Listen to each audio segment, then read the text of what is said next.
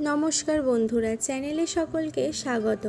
আজকে একটা ঘরোয়া মিষ্টির রেসিপি নিয়ে চলে এসেছি। এই মিষ্টিটা এতটাই নরম এবং সুস্বাদু হয়েছিল, মনেই হচ্ছিল না এটা বাড়িতে তৈরি।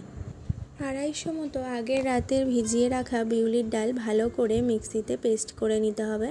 তারপর তাতে 1 চামচ মতো বেকিং সোডা, মৌরি এবং কালো জিরে, এটা আপনারা স্কিপ করতে পারেন, এটা দিয়ে ভালো করে ফেটিয়ে নিতে হবে।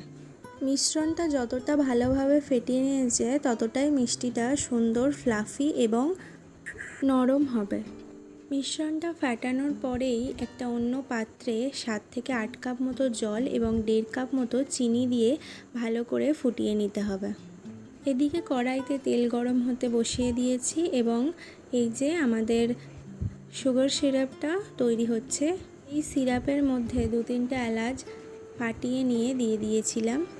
এদিকে তেল একদম গরম হয়ে গেছে। এই সময় ওই আগে থেকে তৈরি করে রাখা বিউলির ডালের মিশ্রণটা এক এক করে কড়ায় ছেড়ে দিতে হবে। মোটামুটি যতগুলো ধরবে কড়াইতে একটু ফাঁক রেখে এই মিশ্রণটা এইভাবে দিয়ে দিতে হবে। দেখো কি সুন্দর বলগুলো বড় বড় হয়ে উপর দিকে ভেসে উঠেছে। এদিকে সিরাপটাও ভালো করে ফুটে অর্ধেকটা হয়ে এসেছে। এই অবস্থায় সিরাপটা নামিয়ে নিতে হবে।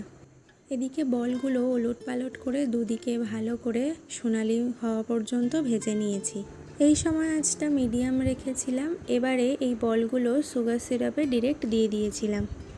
যেহেতু বলগুলো খুবই হালকা তাই উপর দিকে ভেসে উঠছিল। ভালো করে চামচ দিয়ে সিরাপটার মধ্যে ডুবিয়ে দিতে হবে। এরপর কিছুক্ষণ রেখে দিলেই তৈরি আমাদের রসবড়া। হ্যাঁ, আমাদের এখানে এই ঘরোয়া মিষ্টিটাকে এই নামেই ডাকা হয়। তোমরা অবশ্যই জানিও তোমাদের ওখানে এই মিষ্টিটাকে কী নামে ডাকা হয়। আমরা যেহেতু অল্প মিষ্টি খাই তাই অল্প চিনি দিয়ে এই সিরাপটা বানিয়েছি। তোমরা নিজেদের স্বাদ অনুযায়ী এই সিরাপটা বানাতে পারো। এই বলগুলো বানানোর সময় আমরা কোনো রকম নুন দিইনি। এই বিউলির ডাল দিয়ে কত সহজেই একটা সুন্দর মিষ্টি তৈরি হয়ে গেল। তোমরা এই রেসিপিটা খেজুরের গুড় দিয়েও করতে পারো।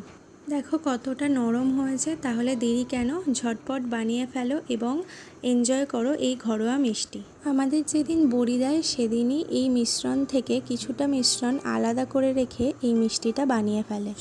ফ্রিজে স্টোর করো। দেখা হচ্ছে পরের ভিডিওতে। Please like, share and subscribe.